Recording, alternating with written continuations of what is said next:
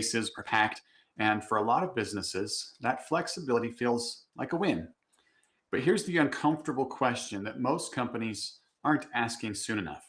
Is your team treating that coffee shop like a secure office? Because what we're seeing is employees logging into company systems on open Wi Fi, discussing confidential matters in public, and leaving devices unattended without realizing how exposed they really are. No encryption, no safeguards, just risk sitting quietly in the background. Today, I'm going to go over the real security threats of the third place office and the simple safeguards that can protect your business wherever your team works. Hello, everyone. I'm Michael Kinnett. I'm CEO and founder of Eternal Networks. And here at Eternal Networks, we believe in empowering businesses and individuals with the knowledge that they need to succeed in today's environment. So every Friday at 1 p.m. Pacific time, I go live on all of our socials to discuss different topics around cybersecurity and technology, AI, with the goal of helping to empower others. At Eternal Networks, we're dedicated to creating safe and secure environments for businesses and individuals to do what they love and to thrive in those environments. And helping to educate others around technology and cybersecurity is a huge part of our mission. At the end of the live stream, I'll answer any questions from the audience. So throw them in the chat, throw them in the comments, whatever platform you're on, you can add them there. I'll see them and answer them at the end. Introductions aside, let's get on to today's topic. The modern office isn't just headquarters anymore. It's homes, libraries, airports, co-working spaces, and coffee shops.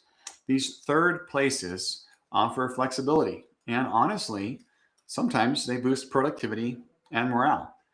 But they're not secure corporate environments, and treating them like they are is where problems start. If remote work is permanent, and for most businesses, let's be honest, it is, right? It's here to stay, then security policies have to evolve. Free Wi-Fi is convenient, but it's also one of the easiest attack surfaces for cyber criminals. Public networks often lack strong encryption, have no network segmentation, have no monitoring, and allow anyone to connect. And sometimes attackers don't even wait to find a vulnerable network. They create their own fake ones. You'll see Wi-Fi network names like free Wi-Fi, coffee shop guest, or something that looks almost identical to the real network.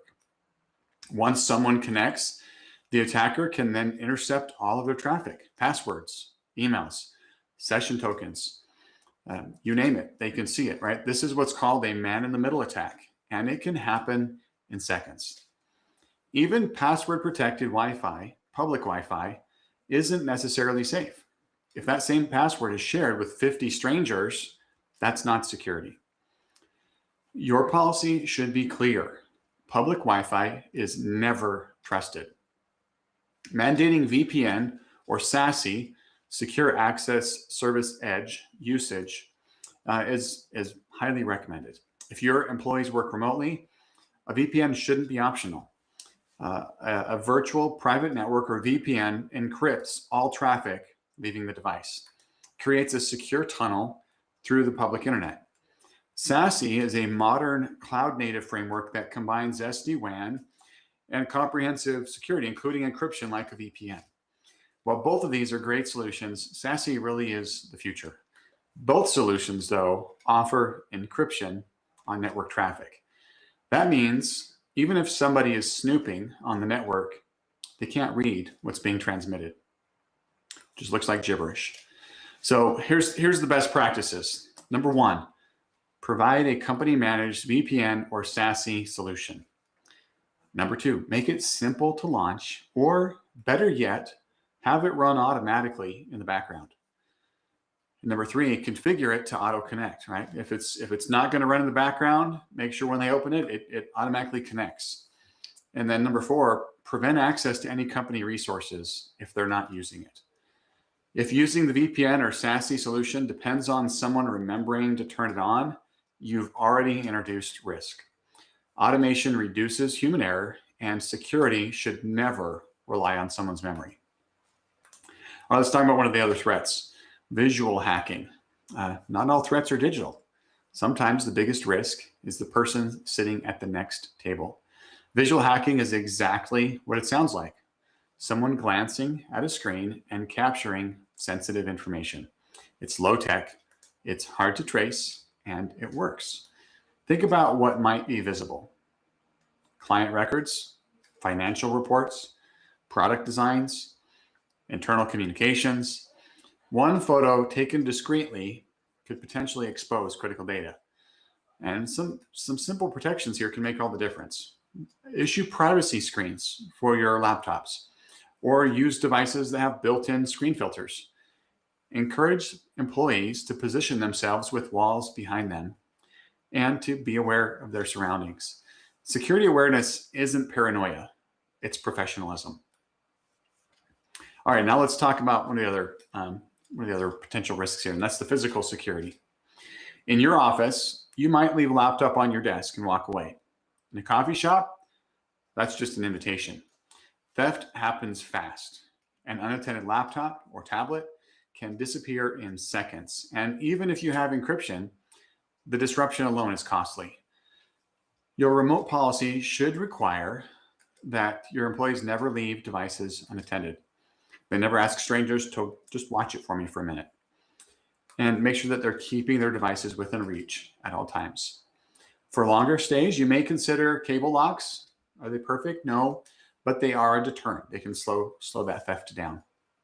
And security often is about raising the difficulty level high enough that criminals move on. We also think about screen privacy, right? We talked about that a little bit, but what about conversations? Coffee shops are noisy, but voices still carry. Discussing confidential matters in public spaces is risky. You never know who's listening. If a sensitive call has to happen while you're working at one of these locations, step outside, move to a private room, go sit in your car for a little bit. Keep in mind, headphones don't protect what you say. They may not hear the other side of the conversation, but they're going to hear everything that you say. And that's something that many people overlook. All right. It's important that all of these things, right, we've talked about, these are all risks. In order to help mitigate these risks, your company needs to create a clear remote work policy that includes the things that we've been talking about. And this is where leadership matters. Employees shouldn't have to guess at what's acceptable. Your written policy should clearly outline your public Wi-Fi rules that we've discussed, right? Mandatory VPN usage, physical device security expectations, any privacy screen requirements, conversation guidelines. And just as important as what not to do, it's important, it's critical, I would say, that you explain why the rules exist. When people understand the reasoning, compliance improves. Make the policy acceptable, review it annually, and update it as threats or business needs evolve. Security is not just a one-time conversation. It's an ongoing process. Working from a third place isn't the problem, right? Working there without guardrails, without security, that's the problem. Flexibility and security can coexist, and they should. With the right tools, the right enforcement, and clear expectations, your team can literally work from anywhere without exposing your business or your clients. At the end of the day, well-informed employees are your strongest line of defense. If your team is working from coffee shops, co-working spaces, or really anywhere outside of your office, you can't afford to hope that everything is secure. I've seen what happens when businesses assume that their people are being careful, and that assumption turns into a preventable incident. If you want a clear, straightforward look at how secure your remote setup really is, from your VPN or SASE enforcement to public Wi-Fi exposure to policy gaps or any of the other things we've been talking about, my team and I can walk you through that. Sometimes it leads to technical changes. Sometimes it just tightens up your policies and expectations. Either way, you walk away knowing where you stand with a direction to move forward. I'll make sure that we put a link in the chat if you'd like to schedule a conversation with me. I love talking tech, and security with other business owners and really with anybody. So if you'd like to book a call with me to talk about this or any other topic, that link will be in the chat. That being said, let's look and see if there's any comments from our live audience.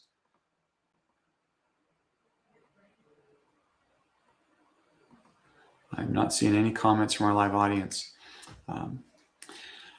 All right. Well, thank you so much for watching, whether you're watching live today, whether you're watching after the fact and the recording. If you found this information helpful, please, give me a thumbs up, right? Give me some sort of feedback here.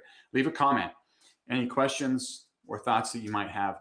Your feedback really is important to me and to my organization because it helps us to create more content that's valuable to you. And don't forget, you can subscribe to all of our channels.